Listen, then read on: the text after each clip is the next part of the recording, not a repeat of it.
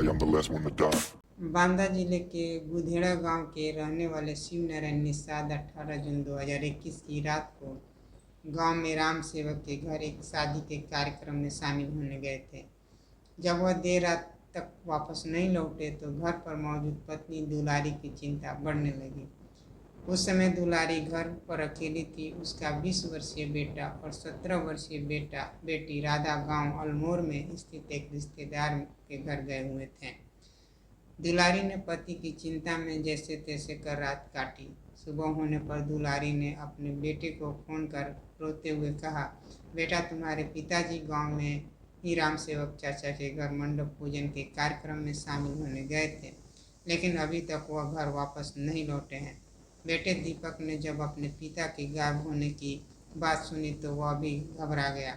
फिर वहाँ माँ को समझाते हुए बोला, घबराओ मत माँ, मैं घर आ रहा हूँ। हो सकता है पिताजी रात होने पर वो वहीं रुक गए हों, फिर भी आप उनके घर जाकर पूछ आओ। ठीक है बेटा, मैं राम सेवक चाचा के घर पता करने जा रही हूँ। दुलारी जब राम सेवक के घर पहुंची तो राम सेवक ने बताया कि शिव नारायण गांव के ही 2 लोग सूबेदार और चौथैया के साथ रात 10 बजे ही वहां से लौट गए थे। यह बात दुलारी ने दीपक को फोन पर बताई तो दीपक के मन में तमाम तरह की आशंकाओं ने जन्म लेना शुरू कर दिया। उसी दिन दीपक अपनी बहन के साथ गांव अल्मोर से घर वापस लौट आया। दुलारी और घर के लोग सोचने लगे कि जब राम सेवक चाचा के यहाँ से वह लौट आए तो कहाँ चले गए, अभी तक वह घर क्यों नहीं आए। उस दिन दीपक अपने ताऊ पिता राम आश्रय, माँ दुलारी और परिजनों के साथ पिता को आसपास खोजने में लगा। इस दौरान बेटे ने अपने सभी रिश्तेदारों में फ़ोन कर उनके बारे में जानना चाहा, लेकिन सभी जगह से निराशा ही लगी। शिव नारायण को गायब हुए 2 दिन होने वाले थे, फिर भी घर वाले पुलिस के पास न जाकर इधर उधर खोजने में ही लगे हुए थे। इसी दौरान 20 जून 2021 को सुबह के सूबेदार और अन्य लोग जब यमुना नदी किनारे से जा रहे थे तो उन्होंने हाथ पैर बंधे घुटनों के बीच डंडा फंसाए एक लाश पड़ी देखी। यह बात उन्होंने गांव के अन्य लोगों को बताई। इसके बाद वह लाश देखने के लिए यमुना किनारे गए। वहां ग्रामीणों की भीड़ इकट्ठा होने लगी। गांव वालों ने यह लाश पहचान ली। मृतक और कोई नहीं, 2 दिन से गायब हुआ शिव नारायण ही था। इधर ग्रामीणों ने नदी के किनारे लाश मिलने की सूचना स्थानीय थाने पुलिस जसपुरा के थाना प्रभारी सुनील कुमार सिंह को भी दे दी। थाना प्रभारी सुनील इस घटना की सूचना अपने उच्च अधिकारियों को देने के बाद अपने साथियों के साथ घटनास्थल पर रवाना हो गए। नदी के किनारे लाश मिलने की सूचना पर पाकर शिव नारायण निषाद के परिजन भी रोते बिलखते वहां पहुंच चुके थे। पति की लाश देखकर दुलारी दहाड़ मारकर रोने लगी। सूचना पाकर बांदा के एसपी अभिनंदन के अलावा एसपी महेंद्र प्रताप सिंह चौहान, सीओ सत्य प्रकाश शर्मा और मौके पर पहुंच गए। पुलिस ने अपनी जांच में पाया कि लाश पानी में फूल कर उतर कर नदी के किनारे आई है। ऐसे में अनुमान लगाया कि शिव नारायण की हत्या 18 जून की रात में ही कर दी गई थी, क्योंकि पानी में पड़ा शव करीब 24 घंटे बाद ही उतरकर ऊपर आता है। थाना प्रभारी ने मौके पर फॉरेंसिक टीम को भी बुला लिया। फॉरेंसिक टीम ने वहां से कुछ सबूत भी जुटाए। पुलिस ने लाश को लेकर प्रयास लगाया कि हत्या में इससे ज़्यादा लोग शामिल रहे होंगे, क्योंकि पुलिस को घटनास्थल पर ऐसा कोई निशान व न ही 2 पहिया व 4 पहिया वाहनों के टायरों के निशान मिले, जिससे यह कहा जा सके कि हत्या इसी जगह पर की गई थी। इसी को आधार बनाकर पुलिस यह मान रही थी कि हत्या कहीं और की गई है।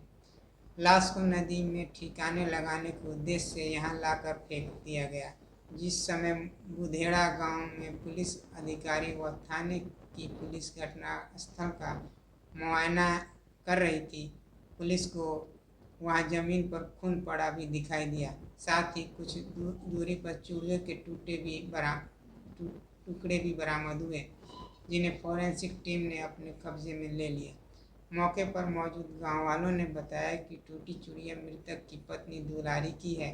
उनका कहना था कि मामले की जानकारी होने पर दुलारी वहां बैठकर रो रही थी। हो सकता है उस दौरान चूड़ियां टूट कर बिखर गई हो, लेकिन पुलिस किसी भी साक्ष्य को हल्के में नहीं ले रही थी। इसलिए वहां मौजूद हर संदिग्ध वस्तुओं को अपने कब्जे में लेकर इस दौरान हत्या से जुड़े साक्ष्यों को इकट्ठा करने के लिए पुलिस ने 100 मिलने वाले स्थान से पैदल ही नदी किनारे करीब 1.5 किलोमीटर तक छानबीन की, लेकिन वहां से पुलिस को कोई अन्य और खास सबूत नहीं मिला। पुलिस ने जरूरी साक्ष्यों को इकट्ठा करने के बाद लाश पोस्टमार्टम के लिए भेजी। इस दौरान पुलिस ने परिजनों से शिवनारायण के घर वालों से किसी से रंजिश होने की बात पूछी तो उन्होंने बताया कि उनकी किसी से कोई रंजिश नहीं थी। दोपहर तक पुलिस को पोस्टमार्टम रिपोर्ट भी मिल गई थी। पोस्टमार्टम रिपोर्ट में गला घोंटकर हत्या करने और फेफड़ों में पानी न होने की पुष्टि हुई है। इसके बाद पुलिस ने शिवनारायण के बेटे दीपक की तहरीर पर हत्या का मुकदमा बांधावी की धारा 302 व 201 के तहत दर्ज कर लिया। रिपोर्ट दर्ज करने के बाद थाना प्रभारी सुनील कुमार सिंह ने एसपी के निर्देश पर जांच के लिए एक टीम गठित की, जिसमें कांस्टेबल शुभम सिंह, सौरभ यादव, अमित त्रिपाठी, महिला कांस्टेबल अमरावती व संगीता वर्मा को शामिल कर जांच शुरू की। थाना प्रभारी सुनील कुमार सिंह की शुरुआती पूछताछ में मृतक शिवनारायण के बड़े भाई राम आश्रय और बेटे दीपक ने बताया कि 6 महीने पहले गांव के ही एक दुकानदार ने शिवनारायण से विवाद किया था और धमकी भी दी थी। इसके बाद पुलिस दुकानदार और रात में दबाव में साथ रहे और लाश मिलने की सूचना देने वाले सूबेदार से 4 लोगों को पूछताछ के लिए थाने ले गए, लेकिन पुलिस को उन लोगों से पूछताछ में ऐसी कोई बात नहीं मिली जिससे उन पर हत्या का शक किया जा सके। जसपुरा थाना प्रभारी सुनील कुमार सिंह शिवनारायण निषाद की हत्या की हर एंगल से जांच कर रहे। इस दौरान उन्होंने मृतक के घर के हर सदस्य का बयान दर्ज किया था। उन्होंने जांच में पता चला कि शिवनारायण रात के 9 बजे ही दावत से अपने घर के लिए वापस लौट लिए थे। चूँकि उस समय हालांकि हल्की बारिश हो रही थी, ऐसे में 45 साल की उम्र में उनके कहीं जाने का सवाल ही नहीं उठता था। ऐसे में पुलिस यह मान कर चल रही थी कि शिवनारायण घर लौटे थे और उनके साथ घर पर ही कोई घटना हुई। उस दिन घर पर मृतक की शिवनारायण की पत्नी ही मौजूद थी, क्योंकि उसके बच्चे रिश्तेदार में पैलानी थानागढ़ अमलोर गांव गए हुए थे। मौके पर पुलिस मिली चूड़ियों को टुकड़े के आधार पर पुलिस का शक पत्नी दुलारी पर और भी पुख्ता होता जा रहा था। उधर पुलिस को मृतक के हाथ पांव के बांधने और घुटनों के बीच डंडा बांधने की बात समझ आ चुकी थी। यह हत्या के बाद लाश को उठाकर ले जाने के उपयोग किया गया होगा। इसी दौरान पुलिस को जांच में यह भी पता चला कि उसी गांव के रहने वाले जगभान सिंह उर्फ पतुआ का अक्सर शिवनारायण निषाद के घर आना जाना था। चूँकि शिवनारायण जगभान के खेतों में बटाइया पर खेती करता था। इसी दौरान लगभग शिवनारायण की पत्नी दुलारी से अवैध संबंध हो गए थे, जिसकी जानकारी होने पर शिवनारायण और जगभान के बीच खटास पैदा हो गई। जगभान दावत से लौटने के बाद रात के 9 बजे दुलारी के घर पहुंच गया। इधर मंडप कार्यक्रम से घर लौटे शिवनारायण ने दुलारी और जगभान के साथ आपत्तिजनक अवस्था में देखा तो गुस्से में उसका खून खौल गया और वह पत्नी को मारने पीटने लगा और जगभान से गाली गलौज करने लगा। तभी दुलारी ने प्रेमी जगभान के साथ मिलकर अपने पति को चारपाई पर पटक दिया और गला दबाकर उसकी हत्या कर दी। लाश को ठिकाने लगाने का प्रयास किया, लेकिन गांव के लोग उस समय जग रहे थे। ऐसे में उन्होंने शिवनारायण की लाश चारपाई के नीचे छिपा दी। इसके बाद जगभान रात के 11 बजे अपने घर चला गया।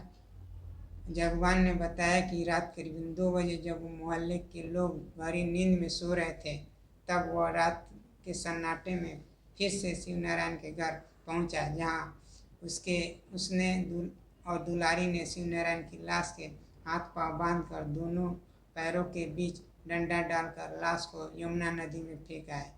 इतना सब करने के बाद दुलारी और जगवान अपने अपने घर चले गए। घर आने के बाद दुलारी ने पति के गायब होने की खबर पूरे गांव में फैला दी और जानबूझकर पति की को खोजने का नाटक करती रही, लेकिन पुलिसिया जांच में उनका जुर्म छिप नहीं सका। पुलिस ने शिवनारायण की पत्नी दुलारी और उसके आशिक जगवान से पूछताछ करने के बाद दोनों को गिरफ्तार कर कोर्ट में पेश किया, जहां से दोनों को जेल भेज दिया गया। दोस्तों बस नमस्कार, इतना ही। फिर अगली वीडियो के साथ मिलेंगे। धन्यवाद।